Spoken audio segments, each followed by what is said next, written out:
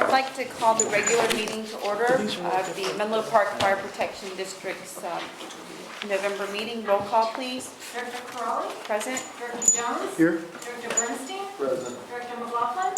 Here. Director Solano? Present. Great. If we'll stand for the Pledge of Allegiance, please.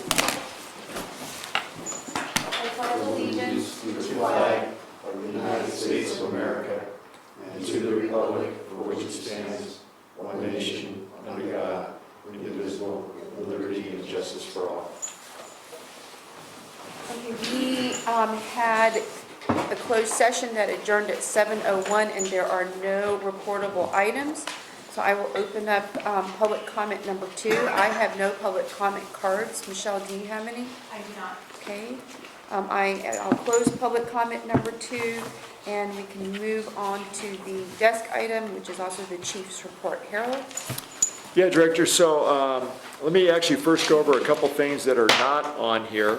So tonight, the fire marshal is Can I at... just ask a question? I just want Sure. to make sure we're, I don't believe this is on the agenda, is it? Yeah. Can you show me? I'm sorry, that's good. Talking about chief's report? Oh, a desk item. Yeah. Okay, thank you. I just want to be sure we were. Compliant? What is desk item? What does desk That item? he put it here. Oh, Right. It wasn't in the packet, but I apologize. I know the packets also didn't get delivered, although the e-filing, the electronic one, was on there Thursday night. okay. so. I'm sorry for the interruption. No, you're all right. So, yeah, I electronically sent you my chief's report, and then obviously today it's a desk item because it was printed out, so it isn't part of the formal packet, just because I was trying to get some other information. I was in on Friday to kind of wrap that up, as I mentioned to some of you. But what's not on here tonight is currently, the fire marshal's not going to be here. He's at the city of Menlo Park. So they're doing again, the code compliance issues with the ordinance and so forth. And hopefully everything goes through without a hitch with Menlo Park. I know that John was contacted by a council member today with some concerns. I believe we've alleviated those, but we'll have to see. We did have the second reading, I believe, at the town of Atherton, and the town of Atherton with some minor modifications, as I understand it, gavelled the building code and the fire code and ordinances through. I had some discussions with the county manager. It's not listed on here, but we also discussed how we would approach the county and hopefully work collaboratively with the county. There were some issues he was not aware of, but, we'll work through that. And then finally, the city of East Palo Alto. John was going to be in 2 places at one time tonight. The city of East Palo Alto is having their council meeting as well. And they were supposed to have this on the agenda. I don't know what else precluded this from being on, but at the last minute they pulled it. They had a full roster, but at the same token, as you'll see in here, along with the LRAD, they're going to be putting the body of the codes on their December 3rd council meeting, where John and I both plan to be there.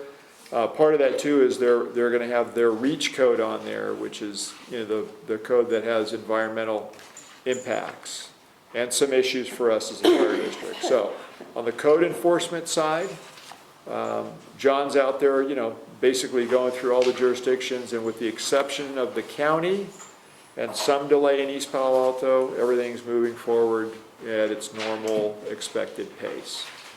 What's not on here as well, and we just received, but I don't have the actual article for you, and I'll pass this around, it's very nice, is that we received and submitted for the fire station design and, what do they call it? It's not just design, well, it is the design awards, but basically it's a review of anybody that built the fire station and completed it within 2019. So we won a bronze award. As was noted, I think, it isn't as big as some of these more rural monolith fire departments that have, 16 bays and apparently a lot of money out and goes a lot further than what we were able to do. But certainly, Station 6 is very nice. They agreed to that.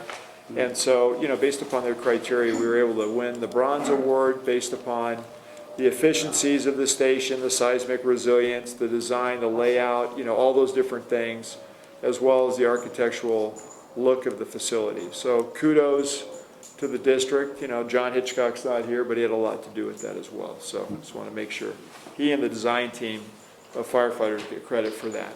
And we'll put something out on that too. Outside of that, I know that Director Solano had asked about the Fire Districts Association of California some time ago, and we ended up, finally joining that organization. John Johnson is the one that's already attended one of their classes, thought it was excellent. We currently have the CSDA renewal, paperwork right now in our in-basket as well, and I can tell you that FDAC is a lot less expensive than CSDA, although probably CSDA is more involved legislatively in terms of their efforts at the Capitol and so forth. So again, we're now members, as we wrote in the email. If you want to contact Michelle, I believe she has everybody's access information, right, for the board members? Likely. I'm trying to figure it out still, but I'll give it to you next week, more information. And that way you can look on their website as well as the CSDA website for anything, classes or educational opportunities. It's a very reasonable way to have another level of involvement with fire districts in the state. And special districts, the CSDA, obviously that's all districts. This one's more related to fire.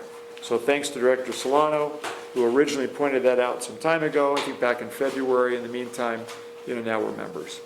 I attended the CSDA Climate Adaptation Roundtable because they asked me. I guess they needed a fire person. It was interesting. It wasn't exactly what we would normally go to, but what I did get out of it, and I got to see Len Matterman with the Creek JPA. I got to listen to other special districts that specifically are dealing with sea level rise, with levee issues, with all these different things that have to do with flood control and flood prevention. And so from that standpoint, it was educational for me as well. I had the county chiefs meeting the same day, so I could only stay for so long. But during the course of that, just so you know, these are the questions that were asked of the panel, and those were the ones from the Little Hoover Commission. I haven't seen anything that was recorded yet, but if you're interested, I'll try and find out if they did do that. Climate adaptation, again, I told them you don't think of that for fire service, but actually, what I tried to relay into, even though we're not a primary wildland fire agency, is this whole vegetation management issue. Other entities like the other special districts, like the Air Quality Management Board, that actually charges a fee to CAL FIRE to do vegetation management and burns. So I think that sort of stuff should be waived. It was a good just discussion about, impacts to the fire service, which seemed to be timely given the Kincaid fire and other fires around the state. So they all listened and thought it was interesting. Director Bernstein had a question on the Rosenbauer item. It's the same night, yes, as the promotional ceremony. Actually, we're doing an evening item and a daytime item with them. So we thought it would be better to kind of combine the two for, efficiency of time usage. So it will be right after that event that we'll do a showing.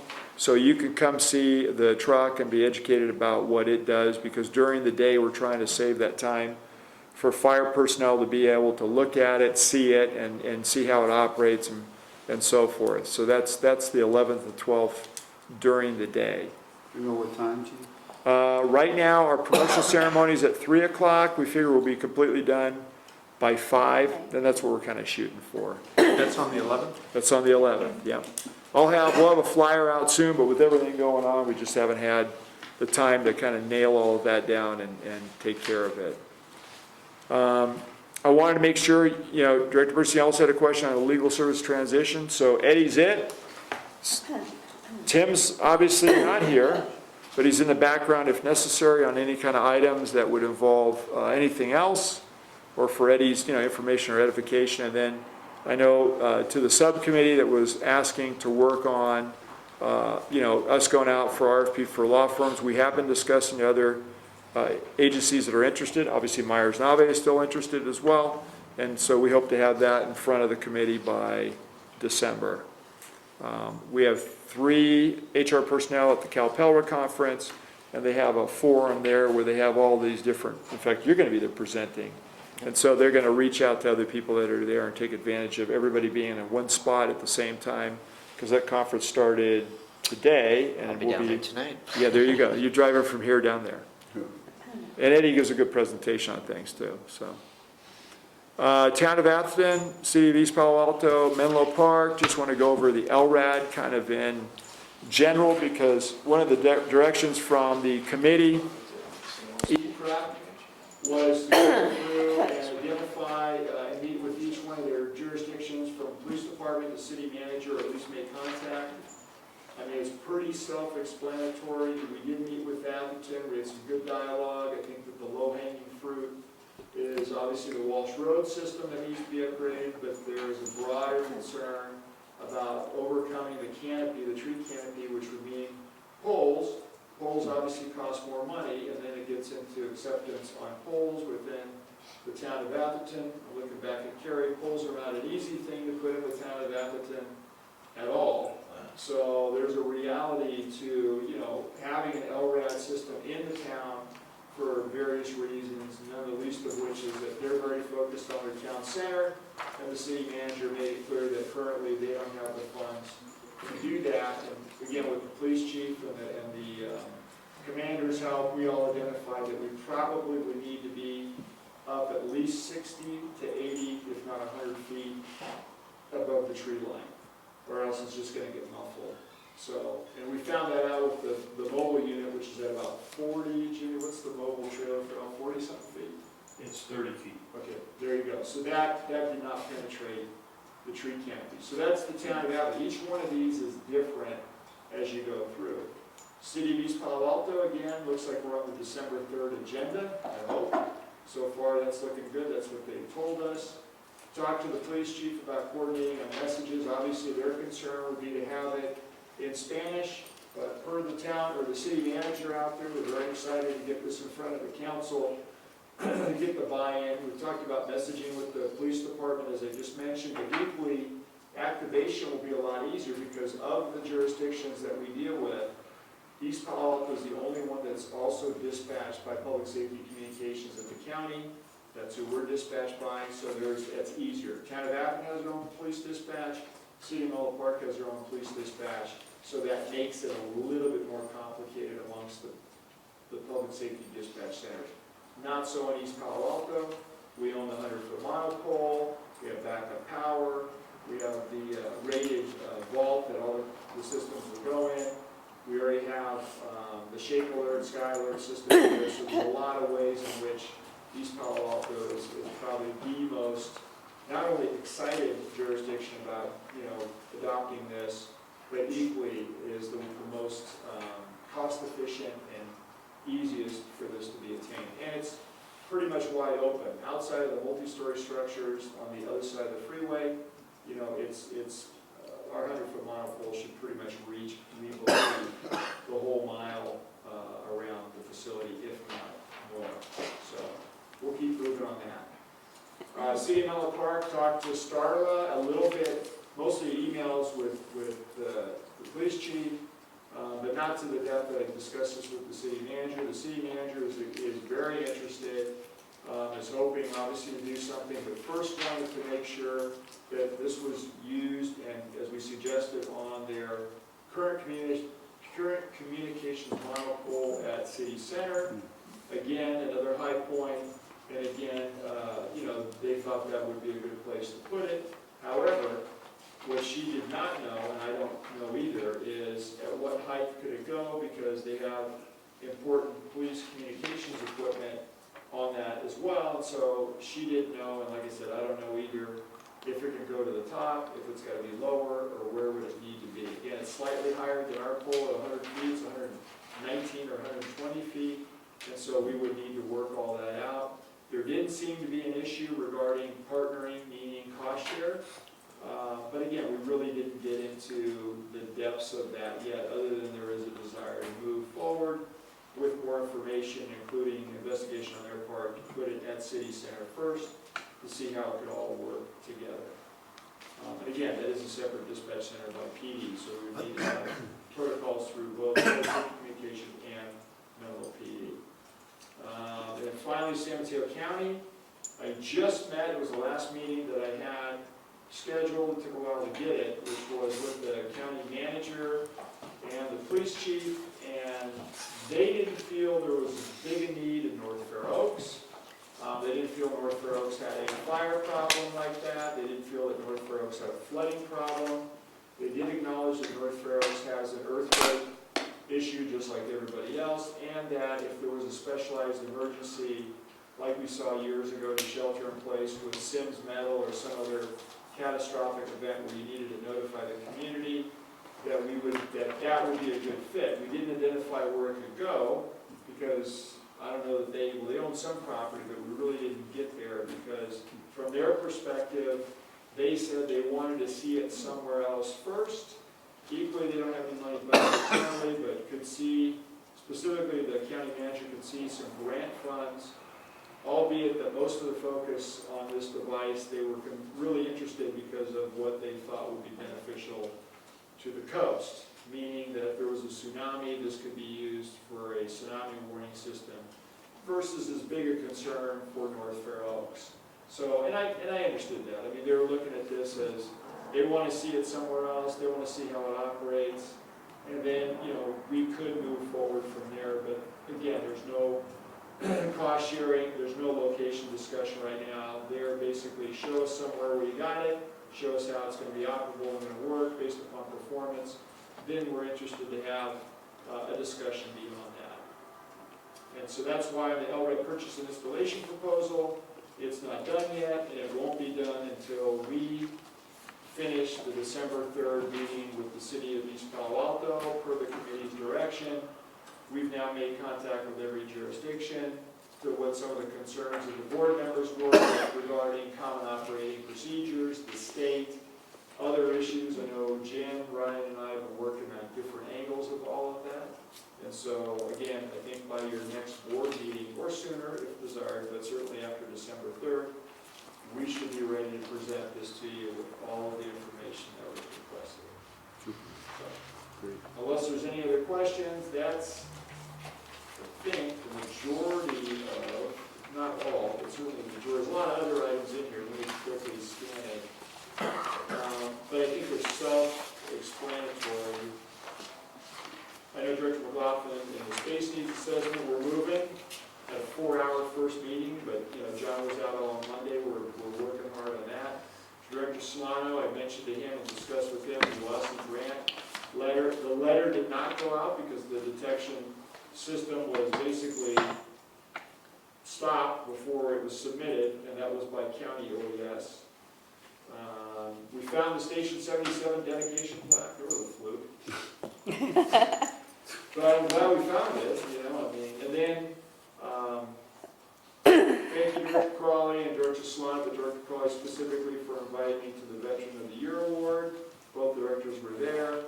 Retirements and promotional ceremonies coming up on December 11th. I'm hoping everybody RSVP'd with Michelle. Again, you know, Mike Lamb retired Don Long. Hopefully Don will be there. He said he will. I don't know if Scott will be there. But, and then we also have 3 more people coming up who are going to be retiring before or by the end of the year. Anthony Morales, Jeff Schreiber, captain, Jim Montalvo, captain, they're all leaving us, unfortunately. And then, sad news, as I said to all of you, you know, former Captain Rob Mahoney and his memorial service is this Sunday. Tragically, sadly, surprisingly passed away on Saturday night. And Rob retired in 2012, but was still working, doing contract work with us in the apparatus division. And, you know, I started with Rob. I mean, it's a surprise. Nobody saw it coming. And one last thing I didn't tell you, but I'll tell you tonight. So,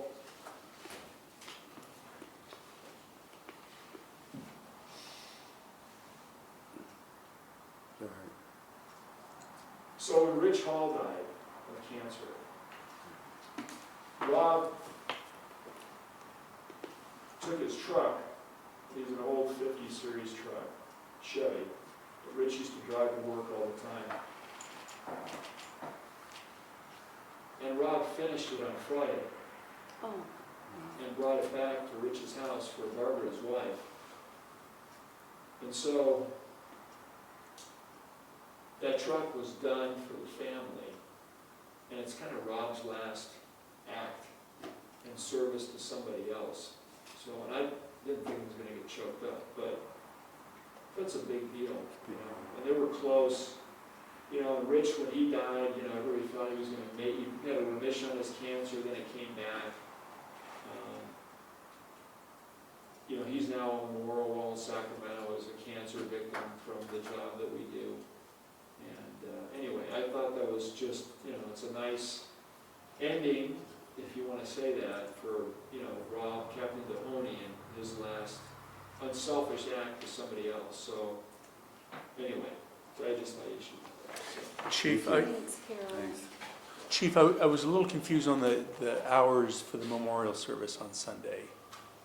So I believe it's 3 o'clock, right?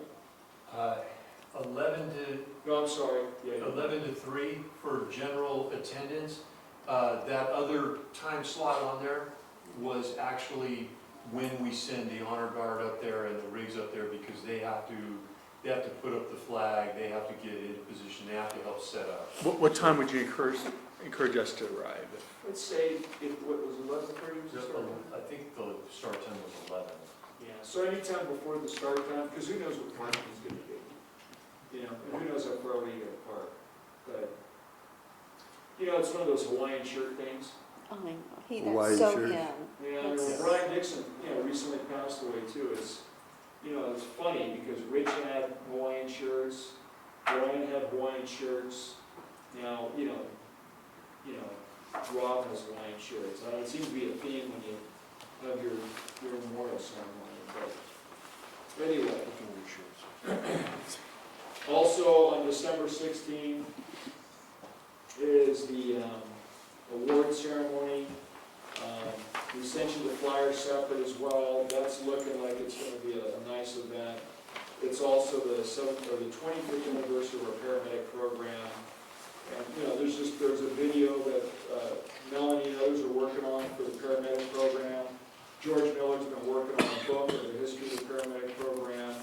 There's not as many awardees this year, which probably in a way is good, simply because there's going to be other things to fill that as well. But, you know, that'll be another nice kind of end to the year. And then we're trying to schedule this dedication ceremony for the heavy rescue, the airboat, and the tech ops vehicle, which is right outside. It's really been on the heavy rescue, which with the driveway repairs at Station 2 kind of got pushed back, and then some other finishing issues, which we've since overcome. So I don't have a date on that yet. We still got some moving parts for fleet services and things that they need to do. But I don't think I'm going to rush it before the end of the year. I think we'll probably do it in the new year, and we'll pick hopefully a time when it's not raining, although we need rain. So with that, Any the only other thing I questions? would say related to me is don't forget, December is Evaluate the Chief month. So I'll work with Eddie, who isn't familiar with sending out the surveys and all the other stuff that comes and then goes to Myers Nobby. But there's also a provision that the board president put together a subcommittee. So if you want to do that tonight, it's typically been the board president and the vice presidents that you meet most often, but it's certainly up to your discretion. So there you have it. That's my report. Happy to answer any questions. Any questions, comments? Chuck? I wanted to ask about the San Mateo County Fire Chiefs update that is here. A number of these agencies had replaced chiefs from within, Correct. Two. and they seem to do it pretty quickly and so forth, and I don't know if that's because they know that other people are going to be looking for people, or is it normal, or did this seem more rushed than normal? Well, so let me start with Redwood City. That's unplanned because of Chief Moffitt's medical issues, but more than likely, he won't be coming back. I know that the interim chief, Pucci, was going to retire, and I know has, some other things that he wants to do with his life, so I don't want to speak for them, but, Redwood City is still kind of an unsettled issue and probably will be for the next year. It was the next two that... Yeah, so San Mateo consolidated in discussion with Chief Healy it's interesting because he didn't know who the next chief would be. Ray Iverson, who's the chief, actually came to them from Alameda County as their fire marshal, but with line experience.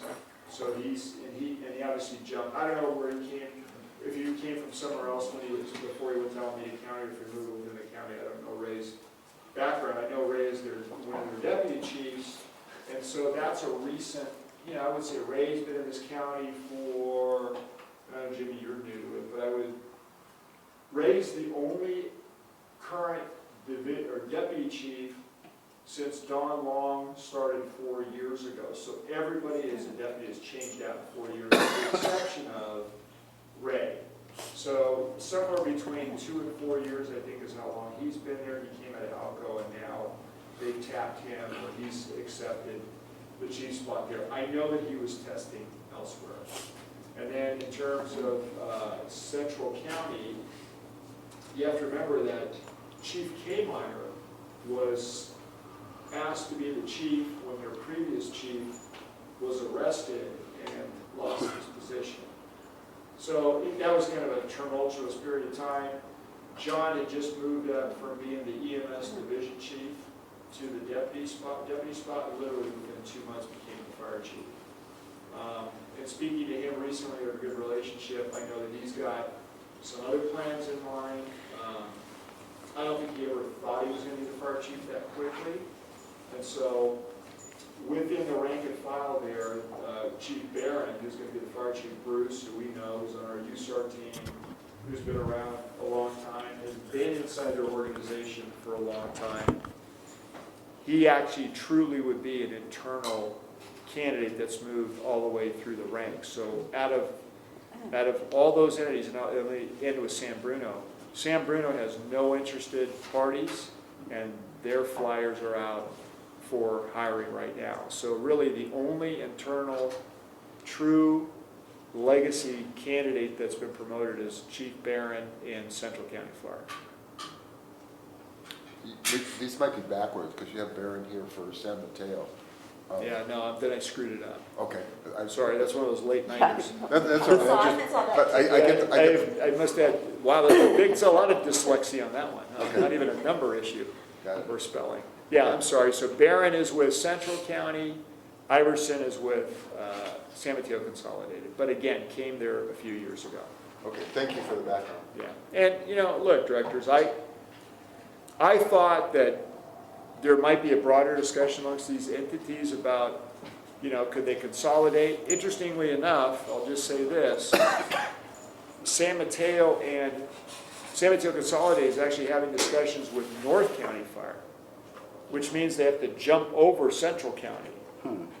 So I don't know what that's about. I mean, I know that North County has a lot of challenges and seems to be the entity that's Daly City, Brisbane, and Pacifica seems to be the entity that constantly cannot do certain things because of the way that they're funded, and most recently shut down an engine company in the height of an economic boom in Daly City. So they downsized one engine company, and kind of surprising in the climate that we're in. So it makes me worry about what happens if we go either recession or slow down. So. Chief, I saw mention that and I forget the fellow's name, that's the executive director for the JPA. John Odell. John Odell. Is he retiring soon? So my understanding is he's going to be gone by either the end of the year or first part of next year. Is there any discussion about his replacement? So that's going to have to be a board discussion, whether there's replacement, restructuring, doing it a different I mean, way. the last meeting was canceled, so. Well, you're going to need to have a meeting because I think the chair didn't get reelected, right? I don't know. I think that's what I happened. know that I'm in the management group, and I know that, it's the same, it's constituted the same way. And we're gonna have to bring, one of the things here at the county is I'm sitting on the negotiation team for public safety communications and the contract. It should be done by the end of the year, and the chiefs just approved the compensation schedule, well, I should say billing schedule for the next agreement. But even though we can tell you we agreed to that, it's the management team and the board on the JPA that has to gavel that in. So, you know, we could say it's fair and it makes sense, but then in the end, it's really an executive decision by the board, so. And that should come to you in January, is what I understand. So there will be important work that needs to get done for that JPA to meet. I think it's critical because, you know, the dispatch agreement actually sunsetted in July. So we've been working off of the old agreement, which is fine because it means it's still at a lower rate. So I'm okay with that. But, you know, but at some point it's going to have to change, and just to let you all hear it so that if Dan is watching this at a later date, meaning Dan Belleville, who's the director over there at the dispatch center, you know,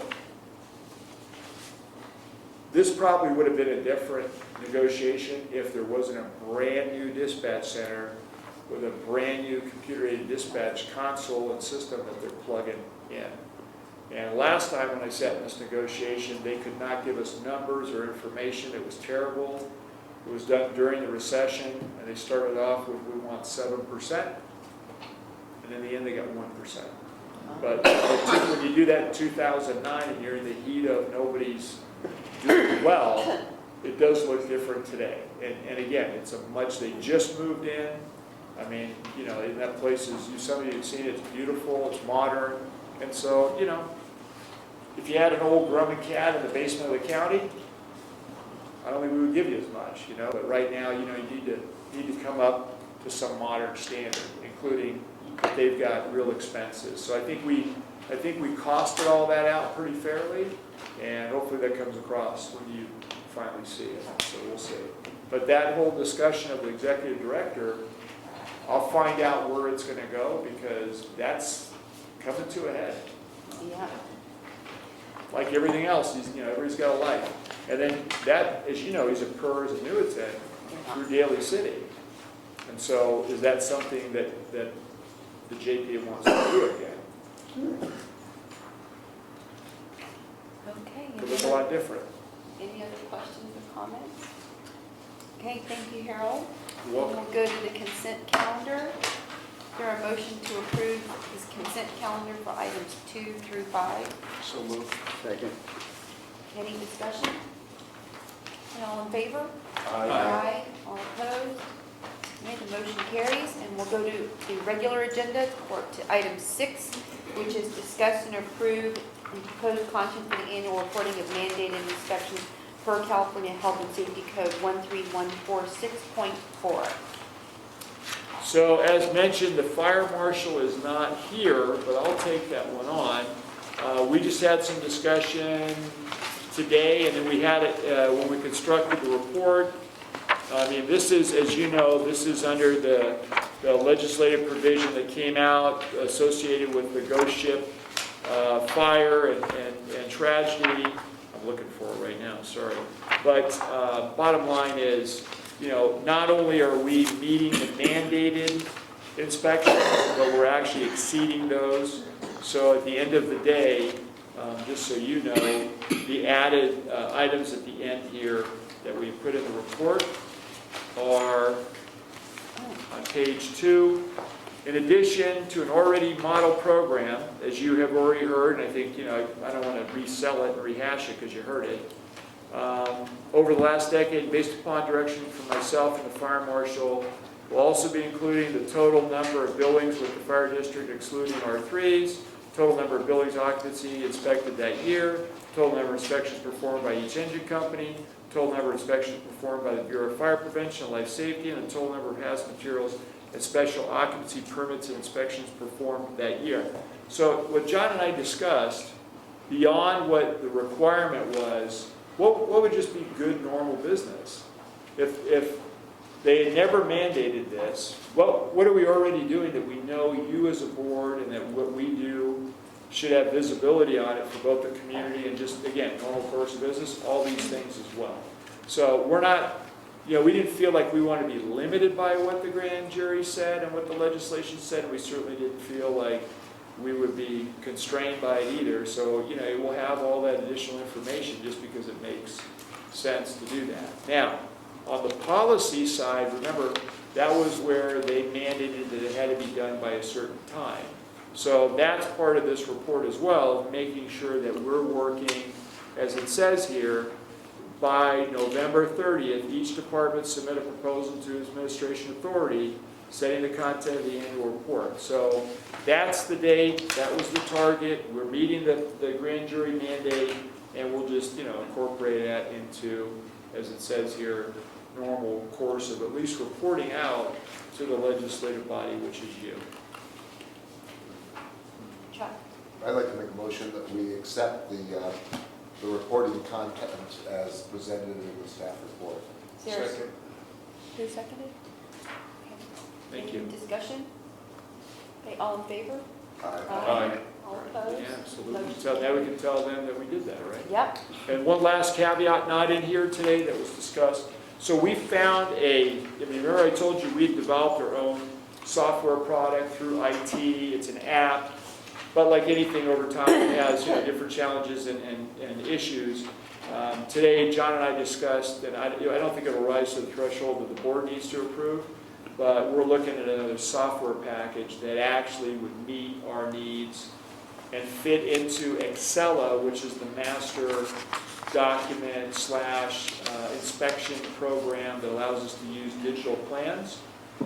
Side note on that, one of the discussions I had with the county manager was we left, and I think you remember because you had approved this agreement, we left the county because they could not meet the mandate for digital plan review. Well, it was a good ride in terms of cost sharing because we don't need planning, building functions that Excella has. So it was a good cost savings for us, and we've since been able to kind of work that out with the vendor that we're not paying the original $360,000 cost, which was crazy and outrageous, and we didn't need most of it. That said, the county manager was very concerned that we had separated and that we were moving forward and they were not. So I don't know what that means, other than, he wants everything we're doing. The problem is, as I like to say, we're a speedboat and they're a big freight liner. So, at the end of the day, I'm not sure how they're going to pull off bringing all their different systems into alignment, but, we separated for a reason. Now they wish they were doing what we're doing. So I'm hoping, and I've had this discussion with John, the new product on inspections has to fit within the platform that we're going to use. And the mandate on that platform is we're going to digital finally, because we're going to be as paperless as we can. So anyway, that's my report in addition to what's going on here. Good, they're all good things. I mean, we're moving, and it's a great thing. Great. Item 7 is to consider and approve a resolution authorizing the fire chief to execute a contract with Solar Harmonics for Fire Station 6 solar panel design and installation services in the amount of $134,000 and authorize a 15% contingency for change orders. Harold. Yeah, so again, this is a John Hitchcock item that, really was the shepherding through and has worked on this. As you may know, we pulled this already once because the lack of what we were happy with vendor bidding and so forth. So, and I know Director Bernstein had a number of questions. The answers are there for your review. But let me just cut to the quick. First off, there's no pressure and no time constraint to do this. Wasn't on Station 2 either, but I just want to go back in the Wayback Machine that the board at the time, and I don't think any of the board members currently on the board were involved with this, but the mandate at the time was don't do solar if solar doesn't make sense. So on the station designs, we've put in all the connections so they could be plugged in. I mean, everything was there to put it on. And so even at Station 2, we made the decision at the end of the project versus during the project, and that actually was a separate report to put solar on the fire station. Now, the mandate by the board at that time was we're trying to attain some level of energy efficiency. Because remember, it was LEED, silver was the goal, so we tried to follow the LEED silver, which is an environmental standard. LEED had platinum, they had gold. the silver design, and the board also said, we're not gonna spend $60,000 to get the plaque and have somebody do an independent review, which is part of what they used to do. And this whole thing has kind of disappeared to some extent now from the way things are now getting done. But that was just so you know, on the Wayback Machine, that's where we were. So solar was more of, to Director Bernstein's question, solar was more of, is the ROI, return on investment, is there a good enough ROI to put solar on a station to where within its lifespan, it would actually have a useful purpose and reduce the energy costs to the district, and also be something that was beneficial over like a 20-year lifespan, which is I think what they at the time said solar could do. Station 2 was the first example of that. I think it's been kind of a mixed bag, to be honest with you, only because the inverter, the panels that we have, the inverters have been having some problems, and so, you know, we've had to do repairs on those.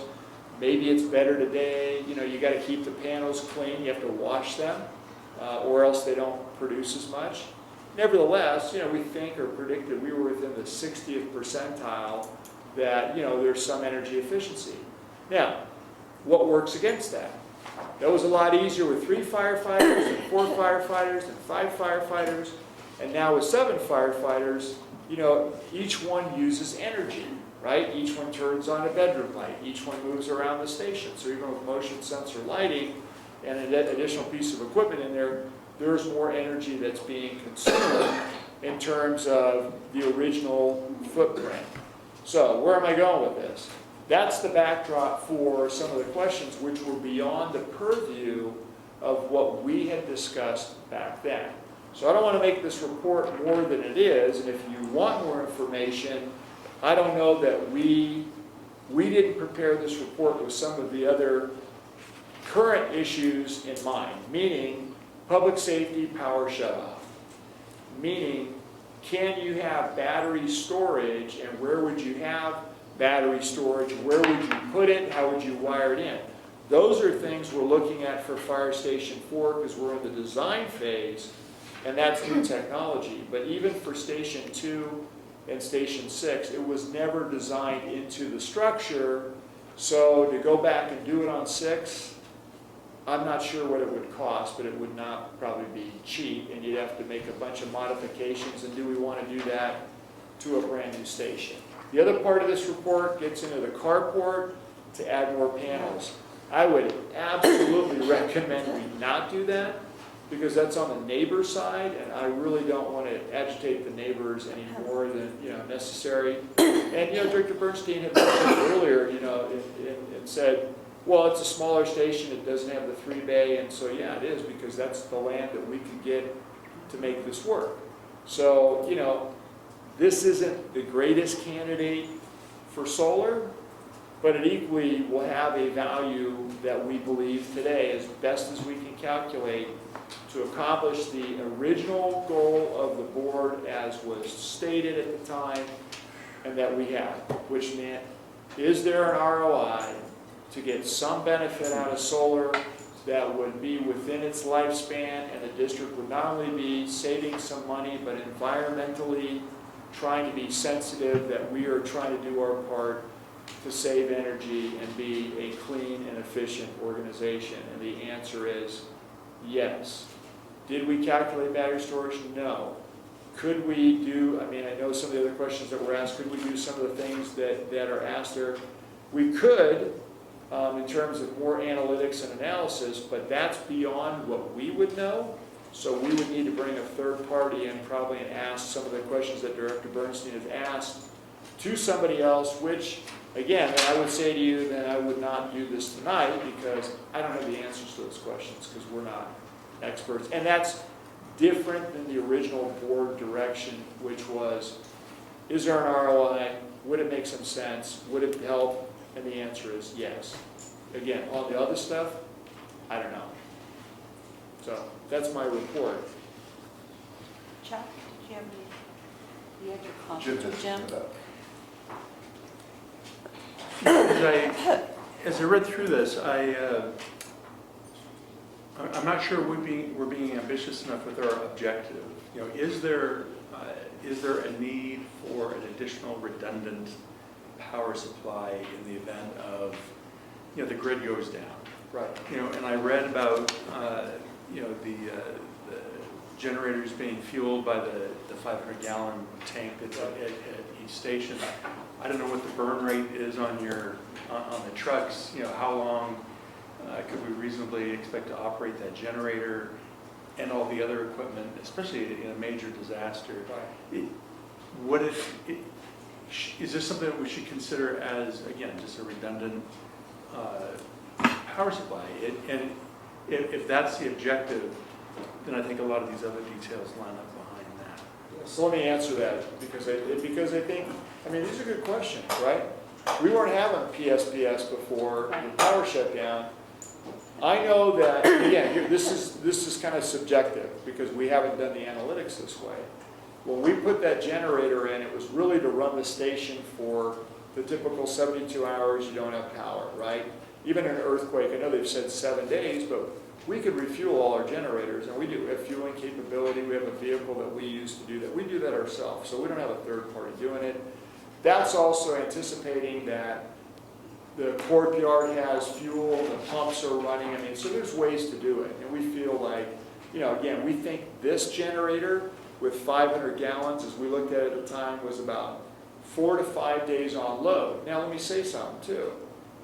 But if we have an emergency like we're talking about, it's different if it's a PSPS and we're not going out all the time. If it's a real disaster, we're probably going to be rolling it out of the station a lot, which means the use goes down because we're not there.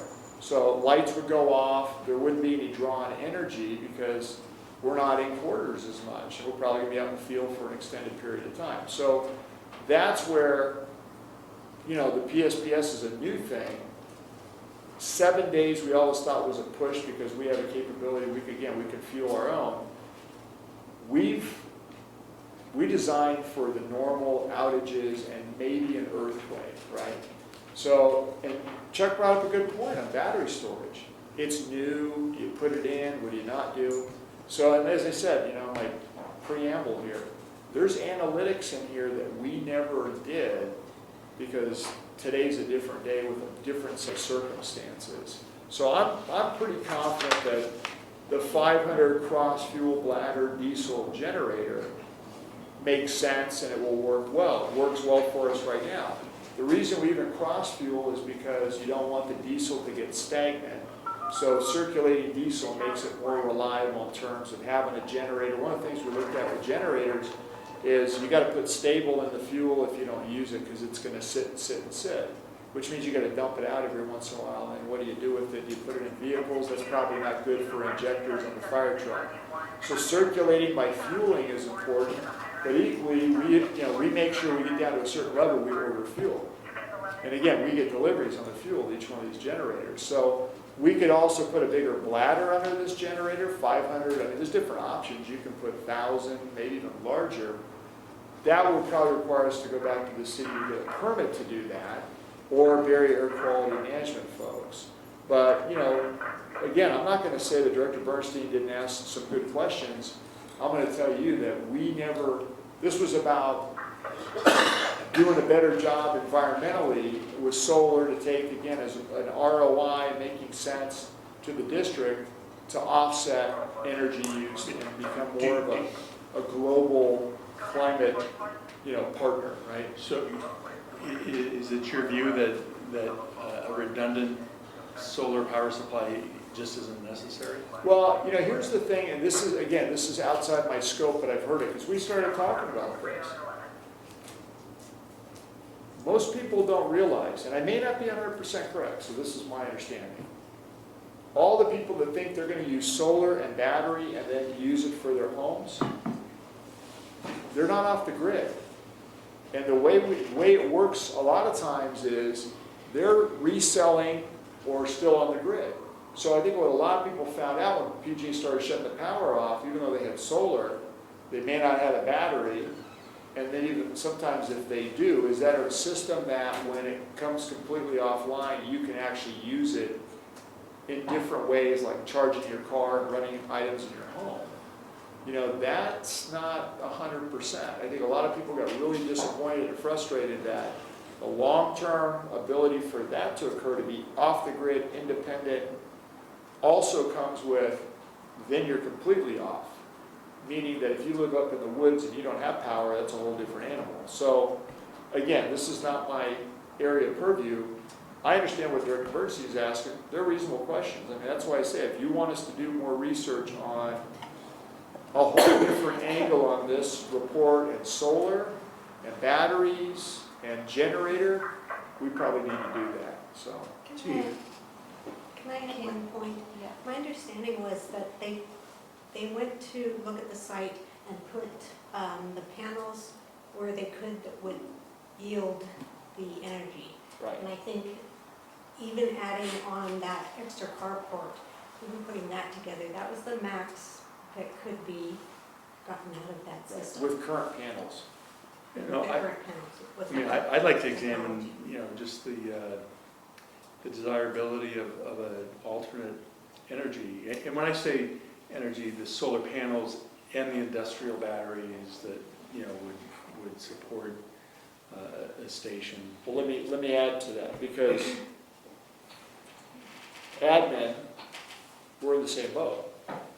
So, this whole, we're gonna just shut the power off by PG&E, that's new, right? It used to be a storm would knock you out, or maybe somebody ran into a power pole. What was easier about that was, they're not shutting down entire grids and then saying, we're gonna have you down for days. So, this, and really, that's problematic, only because if they gotta go around and inspect everything, how long is that gonna take? If they, it's, again, not like a storm, I could go find the tree and the power line and isolate it and then, get everybody around it up. This is a whole different animal, which, outside of, again, the earthquake, we knew we would operate differently. I mean, you're talking about really no impact to the district other than the power coming from somewhere through and into, and we don't even have an issue. We were worried about that with these first outages they were talking about. So I would say I'm not just concerned about Station 6. I'm concerned about every fire station we have, because the new normal is, I don't know what they're doing.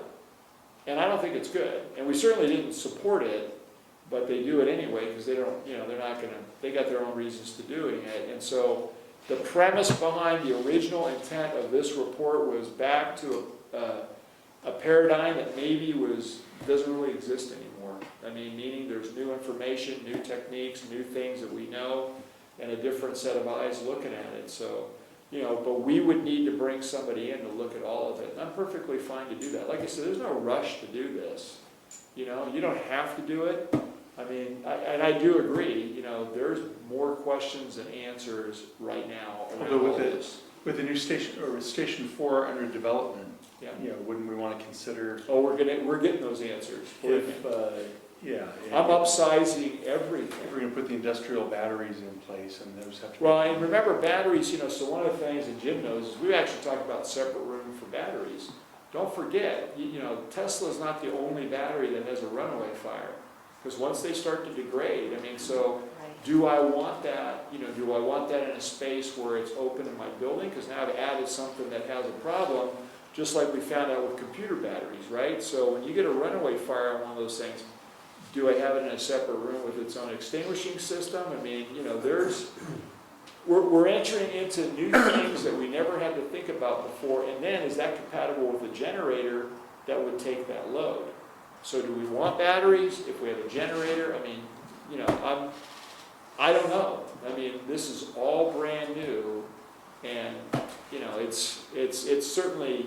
I think there's a lot of people wondering about what should they do going forward, and I think there's people that can answer those questions. I mean, at this climate event I went to, I was propositioned by a gentleman who came and said, hey, we can do all of your clean energy analysis. And I go, well, what does that mean? And to tell you, how off that is, his point was, well, we'll make it so everything that you get your energy is quote unquote clean, right? Not dirty. So I guess coming from a coal fire plant versus wind, solar farm, or whatever. So I said to him, well, I'm not really worried about that as much as do you do any work on the current problem that we're dealing with? He's like, oh no, we wouldn't touch that. So, I mean, no, they haven't even caught up to this thing yet because it's brand new, this new paradigm. And, you know, let's face it, John and I were discussing this today, the REACH code, which some of these cities, started with Berkeley, Menlo Park adopted, says you're getting off of gas. I can tell you, when I'm going to some of the homes where people's power has been cut off because they couldn't afford to pay the bill that month, the gas burner on the stove is on, and that's the heat in the house. And the only thing still working is the gas, and the gas is how they cook, and the gas is how they make the furnace work. You know, I learned a long time ago in this business, single point of failure is a bad idea. If you go all in one way, then you live and die by that one thing. So these cities that are making these arbitrary, global, you know, hey, we're going to help the environment, I don't know they're helping themselves because that's a single point of failure. And PG&E just blew that up, and according to one of their attorneys, they're saying this is going to be going on for the next 10 years. So, Chief, I have a question if I may. So that helped me to kind of understand where the district is at this point with energy. With what? Energy. So then they could take some notes here. One source is just going, flipping the switch, lights come on. yeah. Another source is diesel generated Right. engine. Which requires a transfer switch. So the power has to go down. It triggers the transfer switch. The transfer switch basically switches from your supply, city supply side or PG supply side, isolates it, turns it off. It has a system in it where it says, okay, I'm not going to turn the generator off until I got that power back on. Because there's a cycle that needs to happen there, because if not, you're going to blow things up. So transfer switches are a big part of a generator, and they can malfunction. Right. So in the third piece, it seems like there's solar. And so right now there's a kind of trying to get an understanding whether there's a rate of return on Yeah, you can see it here, they said 9 years. Yeah, 9 years, you get your money back and you run it. Theoretically. Theoretically. In some private homes, I have seen that happen, and it works. So I'm sure the technology can work very well in here at the stations. And the fourth piece is some type of battery generated, which is new, and a lot of the technology around that is still questionable to some extent. Very questionable. So as an institution, as a agency,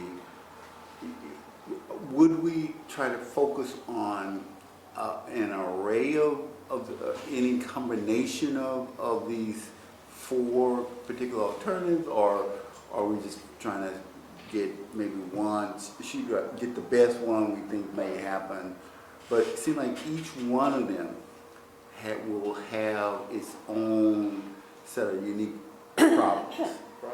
And which will work best, which combination will work best, I don't know. It seems like that's something we probably need to get some better grip on, a handle on, to see which combination will work, because they're each going to have their own set of maintenance issues in terms of problems.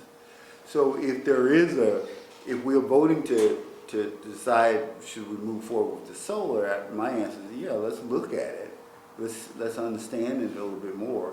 But also with the caveat that I think we need to look at some of these other sources as well and pick the best combination I think will make sense. You definitely need the generator.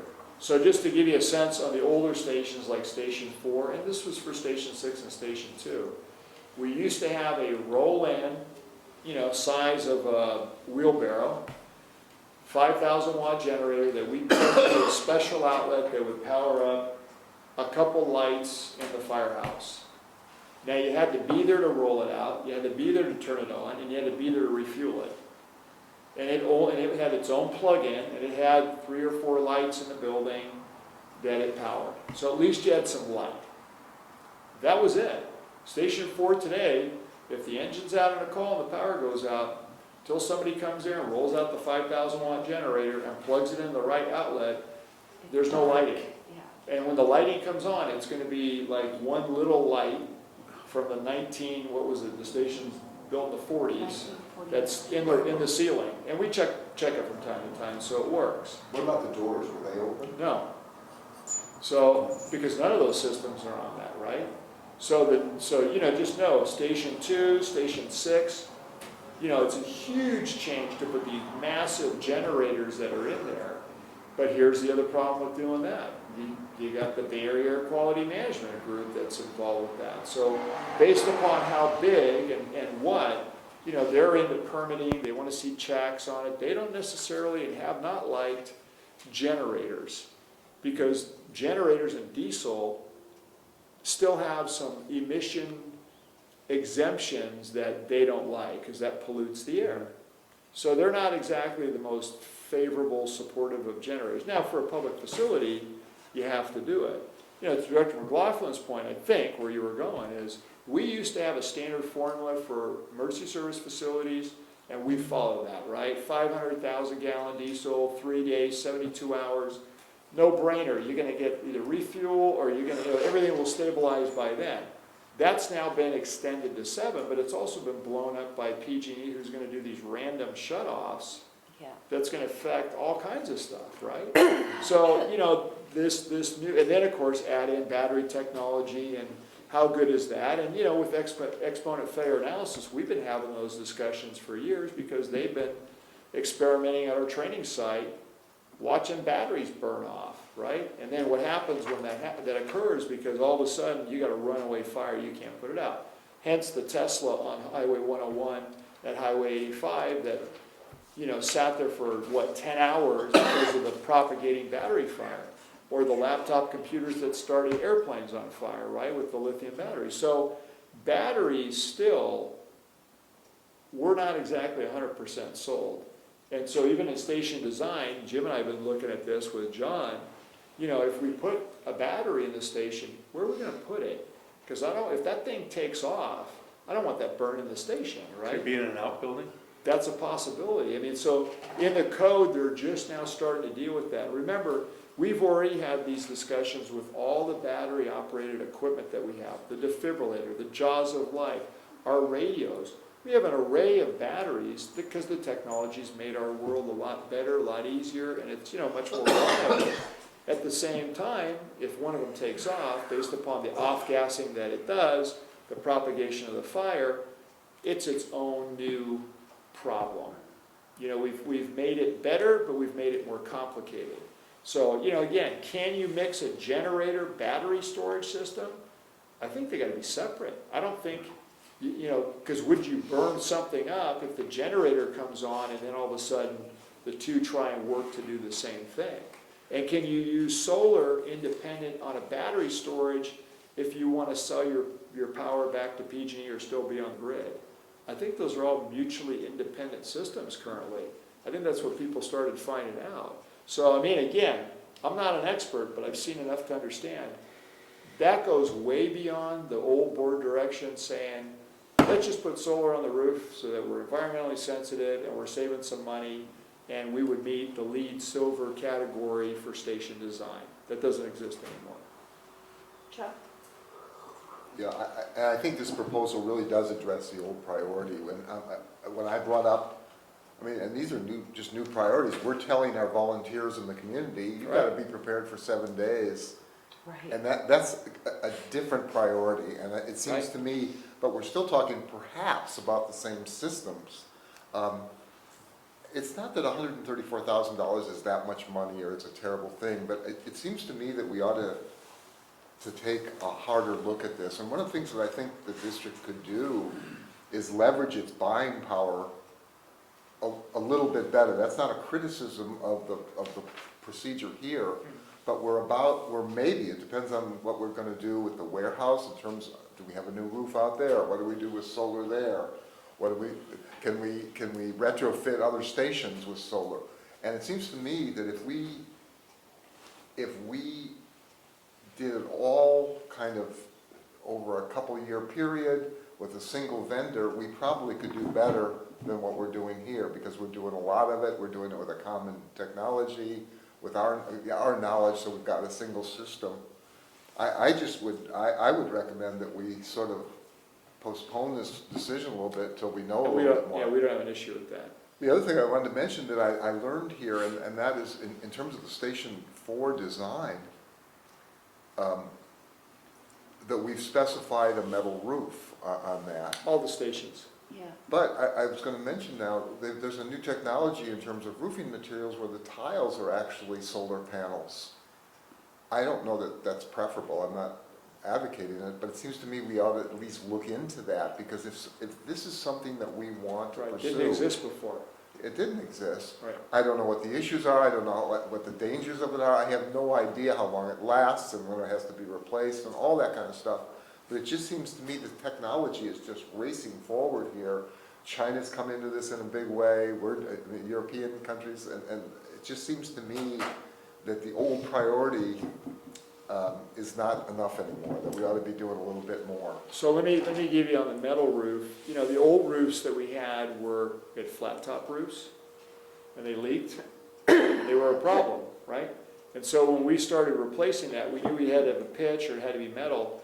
You know, the decision, actually, and this was some of the board members in discussion as well, was, you know, what's a lifetime roof, right? We don't have to re-roof it, don't have to add to it, don't have to mess with it, and it was metal. You get a metal roof, you're set. You know, and even with the solar, the discussion was, well, but if we add solar, we have to do penetrations through the roof. And the whole point of a metal roof was to have no penetrations anymore, where you could have leakage, damage, cause problems, because we had so many problems with the old roofs, right? I mean, always chasing leaks down, you know, causing a lot of need for repair, just miserable. I mean, two of the worst things, well, there's more than this, but I'll give you two of them. Two of the worst things they did was flat top roofs and leakage, and in-ground radiant heating that you can't fix. Once you break it, you're laughing, because once you break the pipe, you got to jackhammer the floor out. So instead, in the old stations, we had the tubes for HVAC, heating, ventilation, air conditioning, with the units sitting on top of the roof, because that was the only way to overcome your climate-related issues. So it was like, who the heck thought this up? Why would you do something like that you can't get to? And then again, who has a flat top roof? Why wouldn't you put a pitch on it? You know, at least shed the water. So at headquarters, I remember when the gutters were plugged up here, we went up during a rainstorm, there was a foot of water accumulated on top of the firehouse. You get enough, it's going to collapse. You know what I mean? I'm like, oh my God, we could have had our own tragedy here, like some of these grocery stores and so forth have had. So, you know, again, when we came up with metal roofs, the purpose, especially with pitch, was lifetime, never mess with it, never have a problem, because we've had so many problems. But to your point, paradigm changed, right? Now you're going to put solar on it, you're going to put some penetrations through the roof. So is that really what you want to do? And the answer from the board was, okay, at the time, as long as we're going to have some return on investment and we're trying to be environmentally sensitive. I think, to your point, that's changed, that we've evolved more and there's more uncertainty about how long will your power actually be able to be out, especially with PG&E involved, so. Chuck? Well, these new Yeah. roofs are, I'm talking about are porcelain tiles. I've seen it, yeah. Rob? Okay, what would be your suggestion for this? That we table it, or? And get some more information. Get some more The chief info? said there's some sources of information. I'm not familiar with that particular. Nor am I. I'm Yeah, just- but I just think that we ought to do this right and do it. True. I'd like to see the board have a policy. One policy might be, we want to be energy efficient and we want to be good citizens of the environment. And I actually support that. Another would be, we need to have 7 days of independent power in the event of an emergency, and I would. Which will make the generators X and the fuel is Y. It could be any combination, yeah. But it just seems to me we ought to deal with it at a policy level, what we're Right. trying to achieve. Right. So we had this discussion in the finance committee meeting too, but I just thought it would be good for us to get the information right now. It doesn't mean that a decision has to be made tonight, but just so that the board could see what we were discussing at that committee level, because this is a pretty big deal And considering it's the a, new it's a big, environment. right, that it's a we're- bigger right. deal than it was a year But ago. that's what I'm saying, but even at the at the time that we had the finance committee, and we had the PSPS, the power shutoffs, even that was happening at that time, remember, and you had brought up, some of these questions too at the time. So that was the main reason that I wanted it to move That's fine. forward. Robert? Two theory, it seems as if there's two things that I think probably need to give some direction of some sort to Chief. the chief.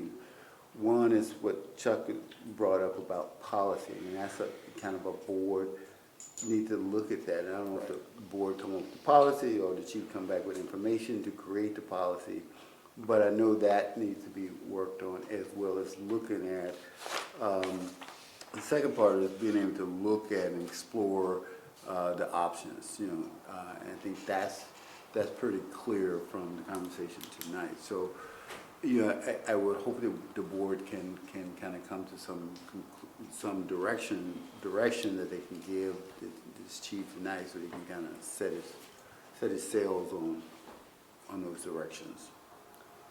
Well, Harold, you put this on here, you brought it to the finance committee and it's on here.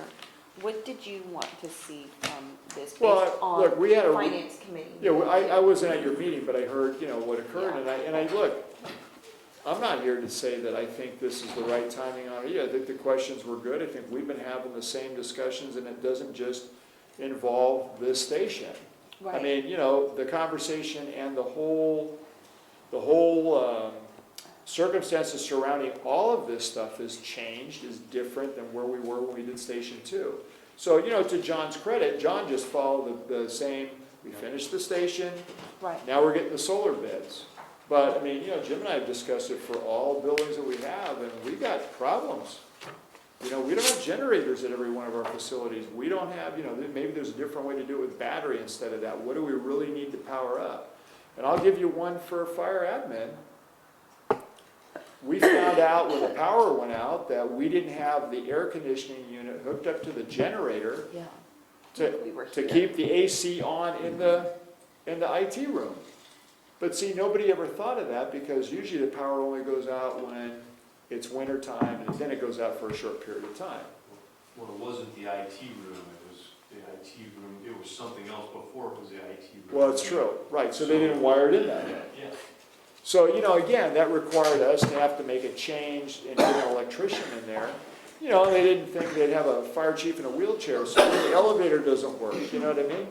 Which is one of those things that maybe we get the elevator to work as well, but that's on a different phase generator.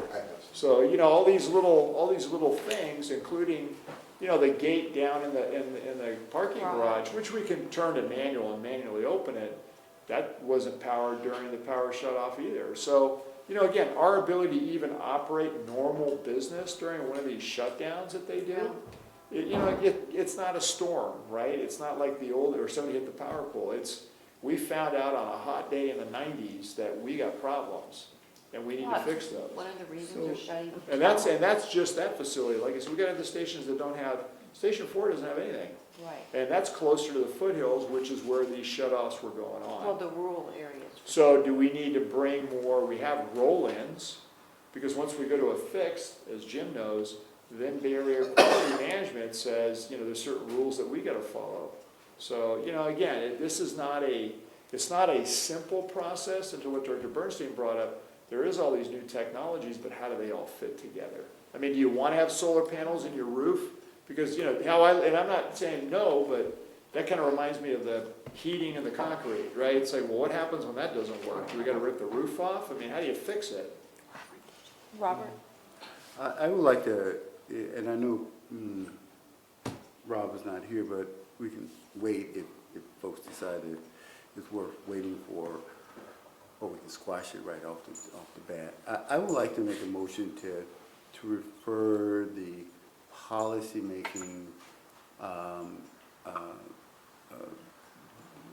to a committee. I don't know which committee, I don't know if it's finance or strategic planning. Strategic planning. To come up with a draft policy that we just got to talking about.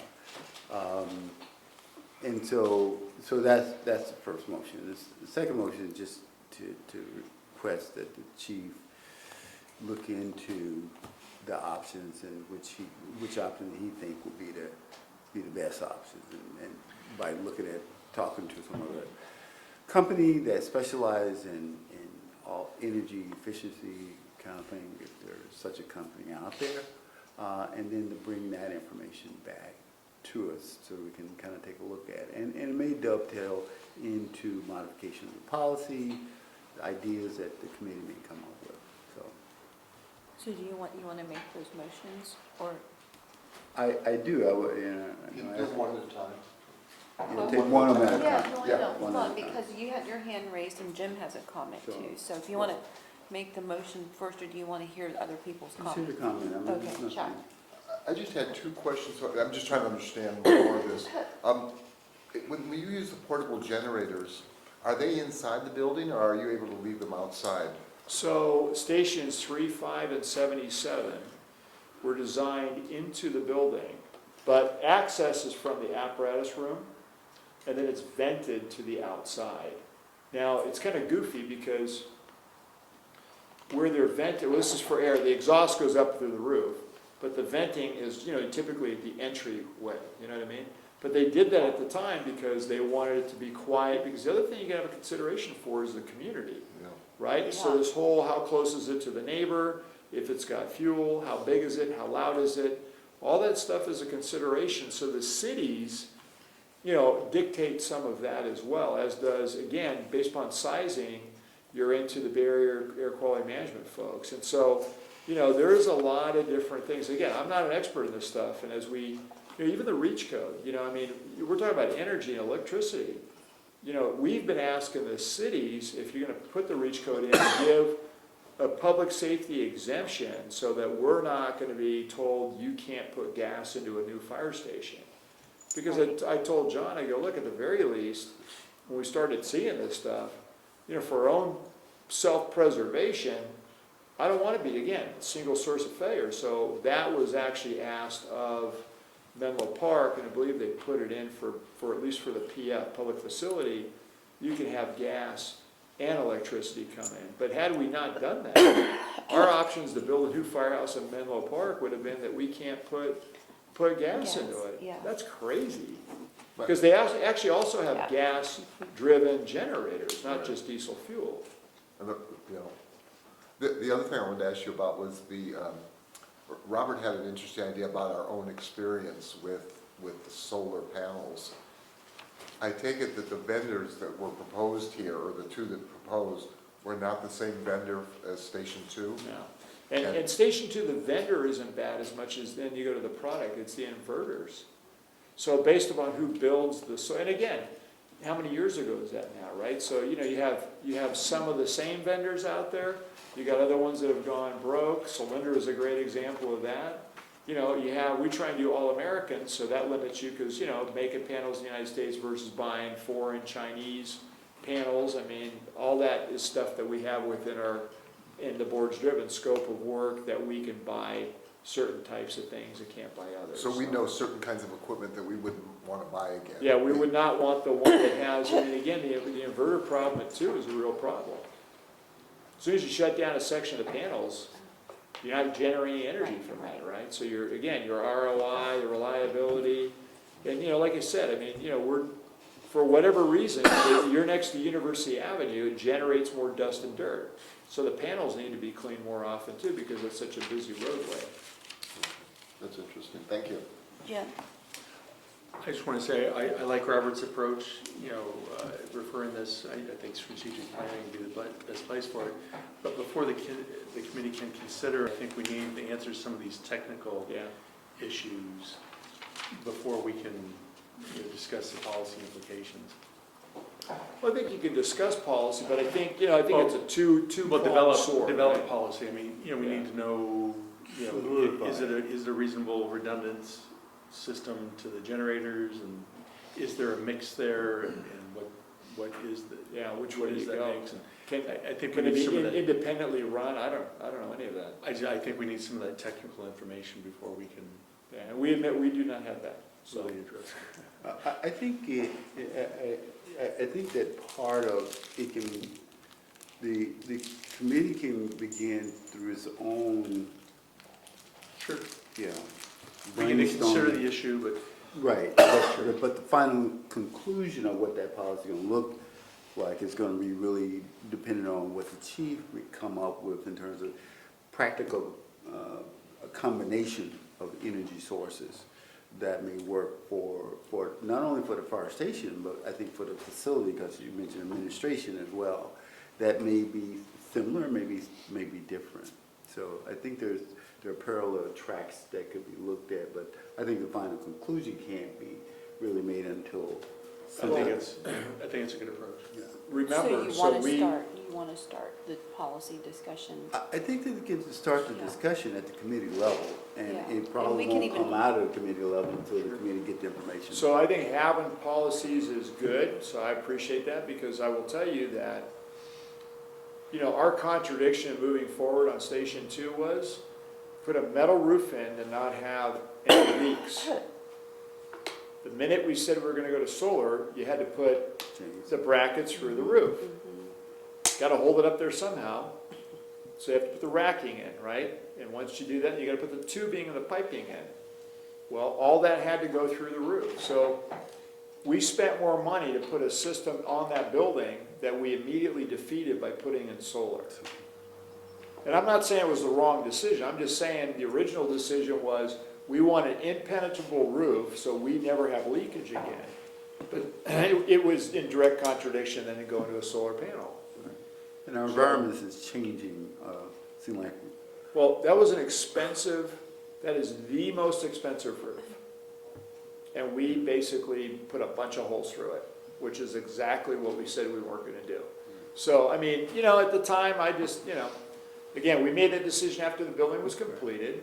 I get why we did it, right, you know.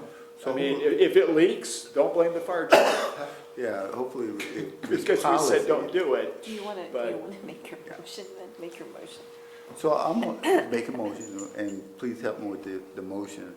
The first one is to make a motion to ask the chiefs to look into the various energy options to power the fire district facilities. I think that's what we're talking about, maybe. I'll second that. Any further discussion? Okay, all in favor? Aye. All opposed? That motion carries. And the second motion is to ask the strategic planning committee to come up with a fire station energy, for lack of a better word, efficiency policy. From a board perspective. Well, Right. the Yeah, board. yeah. Is there a second to that? I'll second. Any discussion? All in favor? Aye. Aye, all opposed? That motion carries too. You have your direction, Harold? Yeah, and I would say as a caveat, you know, you don't need to do it now, but remember, these are essential service facilities, right? Critical infrastructure. So, you know, sometimes you don't do things because it makes it's more in line with the critical infrastructure and response considerations versus maybe some of the environmental niceties that we are confronted with, right? I mean, the pressure to do something because it's better for the environment doesn't mean that it's better for emergency response because it creates a vulnerability. So, Okay, now we're on should be an to- interesting conversation. Yeah, so I guess at the next strategic planning committee meeting, we can put this on the agenda and at least get the discussion Yeah, started. no, I think it's a good discussion. And again, you know, there was no urgency to put solar on this facility. It's operating, it doesn't affect it in any way. Great. Item 8, reports, requests, liaison committee reports to the directors. Chuck? All of them. I don't believe I did official things, but I just will say that I'm going to be on November 20th, a week from Thursday, teaching a Get Ready course at, Robert, what's the name of the facility out at the end of? Emerson. Oh, the Emerson Collective, thank you, yes, Emerson Collective on Pulgus. And as part of the East Palo Alto CERT operation. Robert? I went to an event that wasn't, I guess, official, but I think it's in line to what I think, some of the things that the intent of the district is to make, have public safety. There was an event on November 14th, 7:30 in the morning that I participated in. And this event was put on by the Menlo Park Belhaven District 1 community. And the event was around, honoring as well as highlighting 59 years ago, a young girl at age 6, her name was Ruby Bridge.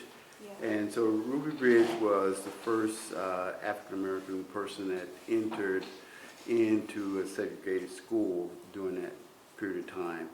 And she was escorted by the marshals and the police because it was a very hostile environment at that particular time. So the walk was to what was organized. It was organized by Vice Mayor Cecilia Taylor and also the Menlo Park Parents for they call them Safe Neighborhoods, Safe Routes.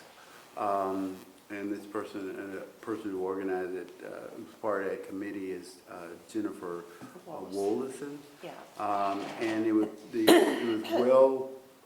There was several, almost 50 to 100, looked like 50 people, at least 50, 75 people that showed up. And it was split into two groups. One that led the kids to school, to Belhaven, as well as to Beechwood School. And they had a list of sponsors.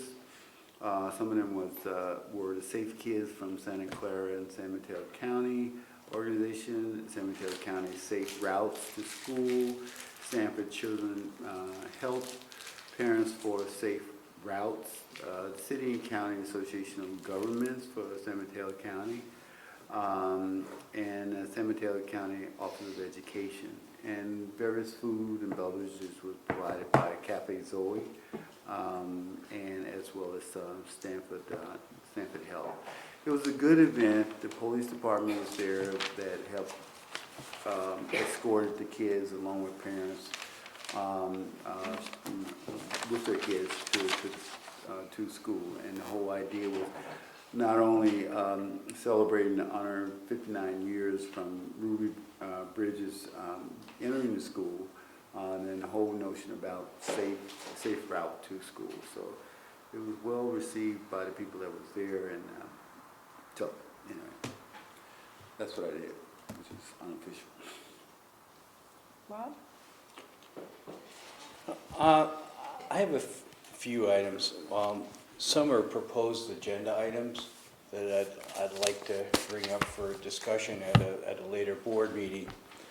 One is the meeting schedule that we have. I know we've already pretty much made up for 2019, but I think we should take into consideration 2020. And an example is that a lot of these, like East Palo Alto, Menlo Park, and the county, a lot of them meet on Tuesdays. And what I'd like a proposed agenda item to be, if we could meet on another day. Because there are a few things that I've missed this year, including, Menlo Park, they had their city, State of the city? State of the City today. And I would have liked to have been there. And there's a few other things that either EPA or Atherton kind of varies their days. But the county, which is good, they usually have it on Tuesday a.m. But I'd like that as a future agenda item. Secondly, thank you, Chief, for setting up the selection of the headhunter for the new deputy chief position. Really, we talked about finalizing an actual committee that would include one or two board members in relationship to the selection of that deputy chief, insofar as that may be our next chief. And I think that we should have a future agenda item or bring it in front of the HR committee to talk about how that's going to be. Are we going to have maybe a community member that may sit on that? Would we have an association or association reps that'll sit on that? Would we invite a council member or council members from the communities we serve? So that's something that I'd like to bring up as a proposed agenda item. Lastly, I attended the COSIDE meeting, and they came up with some really good things that maybe our CERT group may want to look at. They have a COSIDE emergency preparedness handbook, and they're kind of unique insofar as they have a whole bunch of different segments. I'm sure you're familiar with them being on the Harbor District there, that they have a whole bunch of different groups that are involved in their coastal emergency preparedness group. And they had the Half Moon Bay Review printed up for them. And then they have a magnet that they gave out, which talked about all the emergency contacts for Half Moon Bay Review.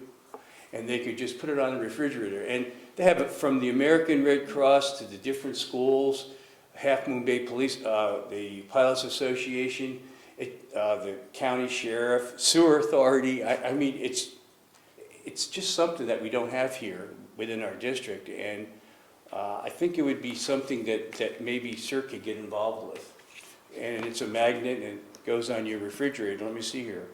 PG&E, Pillar Point Harbor Patrol, San Mateo Harbor District, Animal Evacuation Large Group. So they've done a really good job in doing that, and I think maybe we should look at that. I'll give that to Michelle. Which organization was this? This is But this what is was the it, like Coast. a Half Moon Bay City Well, Council meeting, or what? No, this is the COSIDE, the Emergency Preparedness Group that they have there that meets the first Friday of the month. And they had the Half Moon Bay Review, which is a periodical. They print up this handbook, which talks about all the groups that are on the coast and gives a little bit of a paragraph and a phone number of how to get a hold of them. And then they've also gave out these magnets that correspond with this. So it's a pretty good reference guide. I was impressed with it. If you can leave that with us, then I'll make sure it's in the I'll right give it to you, channel. Chief, and you can look at it. Great. That's all I have. Thank you. Can I Yeah. add something, Robs? One of the things that I have in my little bag of goodies when I go to these fairs and so forth, is something that was made up that has, it's a magnet like that for the refrigerator. It's a little pocket. And inside the pocket are forms that give information to everybody who lives there. The medication Who their stuff. doctor, what medications, all that kind of emergency information. This is something that used to be stored inside a refrigerator. Yeah, in that vial of little life. canister. Vial of A life. vial of life. Yeah. Now they're starting to put it on the outside of the refrigerator. But I think that idea of tying it in with not just numbers to call, but also when somebody comes to the house, No, that's where is the medication? What's, No, this that's is valuable. senior, they have to have their hearing aid or their battery or their whatever it might be. I think it's really a terrific emergency preparation item. Well, before I give this to the chief here, why don't you look at it? So you can- Thank you. Actually, I had that file of life on my I refrigerator. still have that on my refrigerator. Okay. It was a good program, Yeah, as long as your refrigerator's not too cluttered. I know. We don't have to find it behind the six-pack beer, you know? Can't see it back I there. know. If you got 4-year-olds, your refrigerator is filled. That's what I'm saying. Art gallery. That was that's why you don't see that program like you used to, because a lot of people store so much in their refrigerator, you know, we only gonna spend so much time looking for the vial of life. Jim? And then you gotta get the grocery bag of meds too, you know? Which one? Jim, do you have your I report? draw the blank. I do, Rob and I attended, I don't want to remember the title of it. It was very good. It was sponsored by our local state legislators, county supervisors were there. Oh, Connect Oh, 219. Connect, yeah. Yeah, Connect With 2019. Kevin and Mark. Connect 2019, yes. Very informative. I thought the best discussion was one on El Camino Real, just, the changes that we see now with the increased density and some of the proposals to improve traffic flow on El Camino Real. I was encouraged, at least it's being considered and discussed. I don't know if it'll happen in my lifetime, but I'm glad that there's recognition that something needs to be done to ensure mobility. Then last week, I attended a conference with Virginia and Sacramento on wildland fire. That was, I thought, very informative. I thought the segment that I learned the most from was the insurance representatives. Their discussions about the difficulty they're having in pricing the risk. There's so many Cancel it. variables, That's what they're doing. in that urban wildland interface.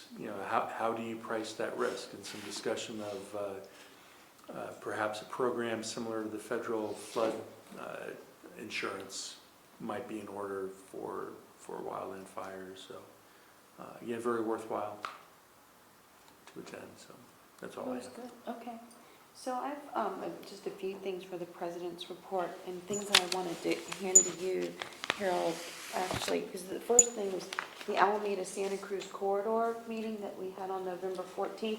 This is, I think the community meeting is going to be at Hillview on January 20th. So if John was there, right? Last yeah. But I don't know if you got this, but this is the final, well, these are some of the final drawings. We so- keep an eye on those people. I know. And so I want to Best you hand can. this to you, Harold, just so that you have it. It's a map and whoever wants to look at it. These were questions. Was it from the county or was From it the from? county. Okay, not from Ron? County from the county, yes. Okay. With significant, this is like the 2 years of work that they've done, plus some Thank you. questions from the community that were answered there. So that, and John has all of it, but I wanted you to have it just in case you didn't get it from John, because that meeting's coming up on January 20th, and we should probably be there. It'll be like one of the big community meetings, the first one we had. Well, this is the one where they're looking to finally make some decisions, right? Yes. Yeah, they want community input before they do a final. They'll be presenting the options. So not to, elongate the meeting, but just real quick, we didn't talk about this. So is the bicycle coalition still kind of trying to drive the bus, or is that better than it was? I think it's a little better. I mean, everyone's obviously trying to respect each other, Yeah. but I think that the county is obviously concerned. The main thing is the safety issue. You okay? He's breathing, Is he's the- coughing. Leave him alone. Need When some I- water? Oh, you Yeah, got he went down the wrong tube, huh, Chuck? I heard it. I heard it go right. Hate I that. could tell from here what he did. Somebody gonna do some CPR, right? That's right, Jim would run over to the Heimlich on you. real quick. Right.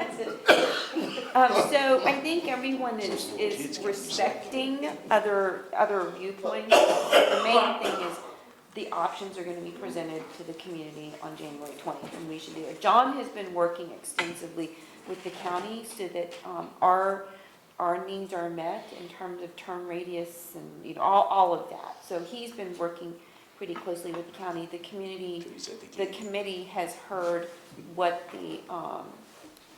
what the fire district's concerns have been over the last couple years. So I think that the county's trying to balance all the viewpoints because there are so many different stakeholders involved.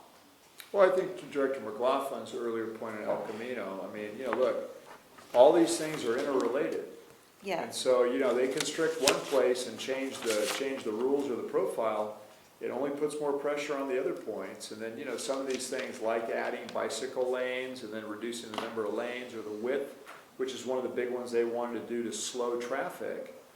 But that also means your throughput's not as fast. You're not handling the same number of cars, so where are the cars going? And they don't have those answers. I mean, a lot of this stuff is, let's try it, but then they don't talk to each other about it either, I mean, So- there are other concerns too that kind of don't really touch at the why specifically, but, but it does affect the business district near Avey and Alameda, between probably Avey and Ashton, where the restaurants are. And so, the residents that I've heard from, because that's my neighborhood, right, they're concerned about backup traffic. So that viewpoint Should is be also. concerned Yeah, about that. absolutely, yes, yeah. I mean, You because you narrow it down and add all that stuff, it's not gonna be Well, moving plus as with- fast and not as much, you won't have as much capacity. Well, and plus with the big food delivery trucks there that literally take up a whole lane, I mean, they know that there are issues. There are already traffic calming devices there. So the committee and the county have heard from a lot of different stakeholders. So I mean, we'll see. We'll One just of see. the big ones for Alpine is, as an example, you could move the bicycle path onto Stanford Lane on the other side of the creek, right? Get the bikes off Alpine. That's a huge incompatible, it's dangerous stuff.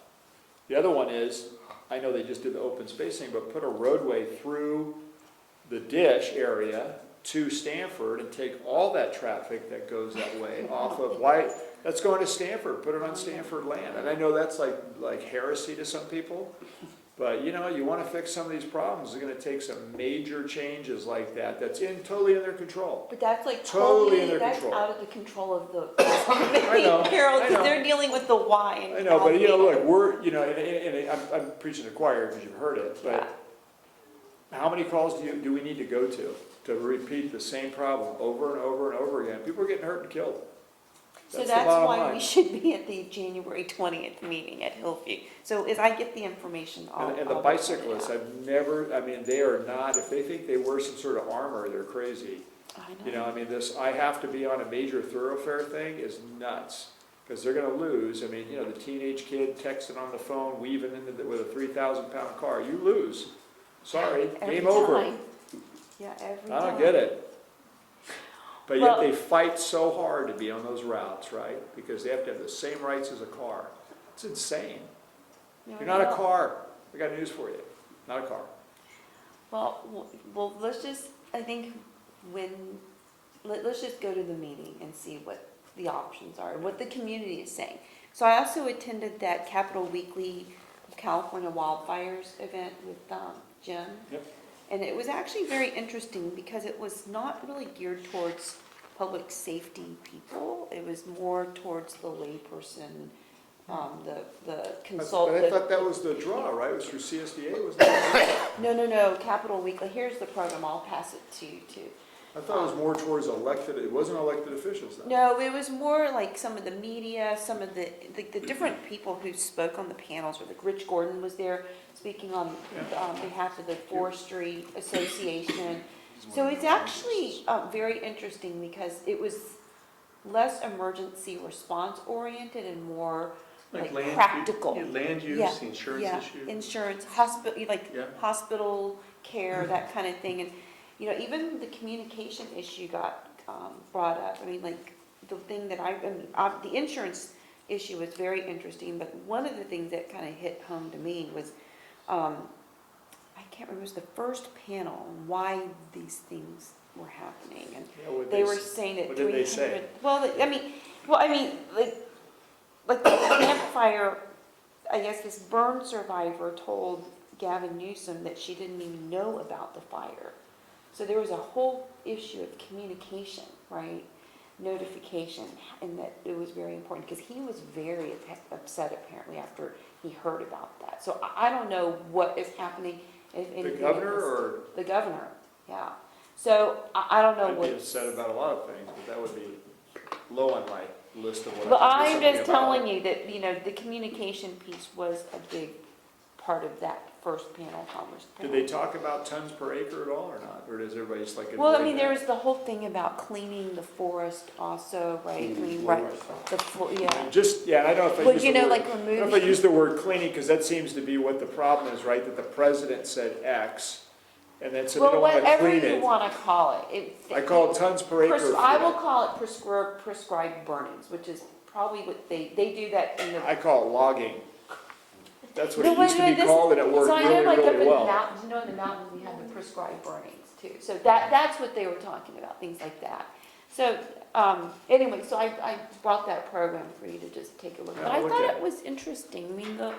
it wasn't geared towards emergency responders or elected officials. It was, So I thought it was more, like I said, the land use, the Yeah. insurance, there was that fella that was a survivor that I thought. yeah, he had a Yeah. nonprofit out of Interesting Sonoma, right? Perspectives, yeah. Yeah, so so that was very interesting. Thank you for going to the Veteran of the Year lunch with you. That was great. Chief I enjoyed Kmeyer. Chief I learned a K- lot more about the Coast Guard, I know, well, Chief Kmeyer from Central Fire was a veteran too, so I was very happy to be able to. which I did not know either. He That's never talks about that. Coast Guard, Coast Guard, but they focused on the Coast Guard. they're awesome. Coast Guard's Yeah. awesome. And you know, we hired 2 people from the Coast Guard because of their ridiculous release policies of their people. So, you know, I don't know if you know this, but Brett Bates was in 1 year, was the most decorated rescue swimmer working out of Alaska. Oh yeah, working off of a helicopter doing rescues. So they didn't even ask him to return after 8 years of service. I was like, they didn't even ask you? Here's a guy who's an award-winning, highest acknowledgement in the Coast Guard, not even a talk about re-upping. So we snatched that guy, and I tell you what, you got 2 guys from the Coast Guard. They're awesome. Yeah, Fitzsimmons, like, he operated boats out in the ocean. I mean, we got some great people from the Coast Guard. So when they were talking about we're revisiting our policies on retention and, you know, I hope you don't, because I'll tell you what, you guys are We'll a great take 'em. source of personnel for the fire department. Well, thanks for being there too, Harold. Yeah, it was great. I loved it. So on October 26th, there was that health fair that Mark Berman was putting together, and that was good. Rescue 77 showed up, and we received a thank you note from Mark Berman, so I have to give that to you. And then finally, on November 3rd, this Young Men's Service League had their meeting here. Thank you, Harold, for getting that arranged. And it was with the firefighter Ramirez, and I think Captain Villa and Tom Calvert, the Battalion Chief Calvert were here. And it was basically to kind of just inform these young high school seniors about what we do. And they were making little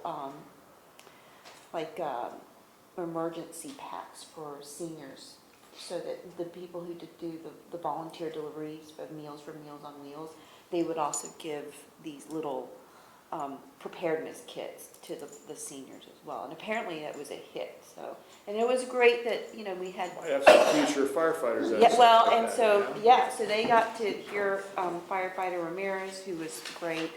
And then actually, that was the same day that the strike teams were coming back, that they literally pulled in, so these young men got to see them, and so Ben Mara actually talked about what he did. So they were kind of inspired. And I think some of them might even be interested in having a career. Yeah. But if you could just thank them for me, that would be great. This service league was very appreciative of Well, that. and I kind of blew over that in my chief's report that everybody's back, but you know, on a personal note, I mean, that strike team that went up and down the state, you know, where you said they came back, Yeah, you know, and I put out a press release and it was disappointing because the local, you know, news, specifically Almanac, didn't even cover it, you know, I mean, it's like, I don't get it. You know, they did some great stuff, and Yeah. yet, nothing, you know, anyway, well, just disappointing. let them know we appreciate their work. Well, they had, you know, again, anytime you get to drive up and down the state, you get to go to the Reagan Library and help, you know, they didn't put the wall of fire out. I wish it was that glamorous like I wrote you. They did the The grunt, dirty rotten, work. cleanup work, and it sucks, but that's part of the job, you know, I mean, you're gonna get real dirty, but you're gonna be real tired at the end of the day, but I mean, to drive 400 miles I and know. go right on the line and then leave that and think you're going on rest, then go to the next valley over and have another fire that's burning. I mean, those guys, you know, they got used.